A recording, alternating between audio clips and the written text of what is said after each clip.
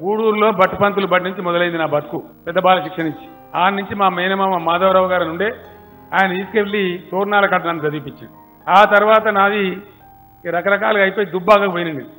కొద్ది రోజులు నడిచిపోయినాం. మా రాఘవరెడ్డి సారు నాకు విద్య నేర్పి మా బయటికి ఇచ్చారంటే నా ముందనే కూర్చున్నాడు. సంజీవ్ రెడ్డి ఉండే మొన్ననే చచ్చిపోయిండు. మేమంతా క్లాస్మేట్స్ ఉంటిమి, అందరం కలిసి నడిచిపోయే వాళ్ళం. తర్వాత మేము అక్కడ రాఘవరెడ్డి సార్ ఇంట్లో ఆశ్రయం పొంది అక్కడ హై స్కూల్ విద్య నేర్చుకున్నాం. వాళ్ళకు కూడా నేను రుణపడున్నా.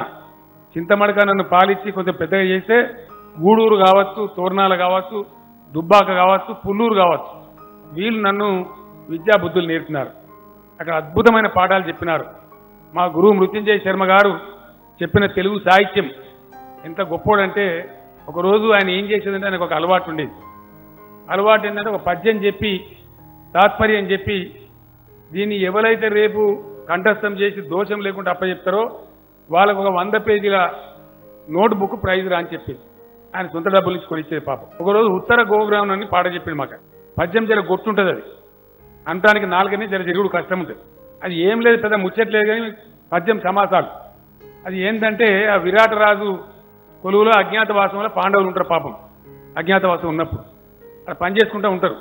ఈ విరాటరాజుకు ఉత్తర కుమారుడని కొడుకుంటాడు. వాడు రాజు బిడ్డనే కానీ మనకి ధైర్యం తక్కువ ఉంటుంది. ఈ దుర్యోధనుడు సైన్యం అంతా వాళ్ళ ఆవుల మంద మలుపుకపోదామని వస్తూ ఉంటారు.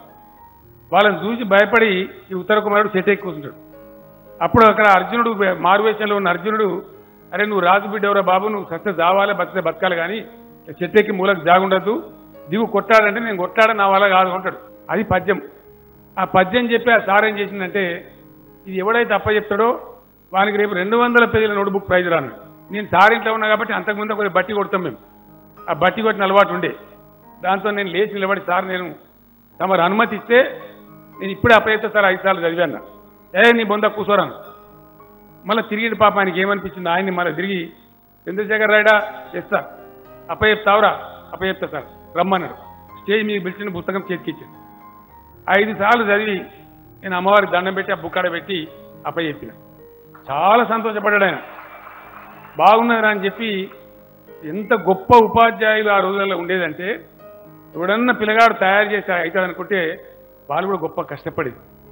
స్కూల్ అయిపోయిన తర్వాత ఆయన వాళ్ళ ఇంటికి పోలే, చక్కగా మా సారింటికి వచ్చిన మా రాఘవరెడ్డి సారింటికి.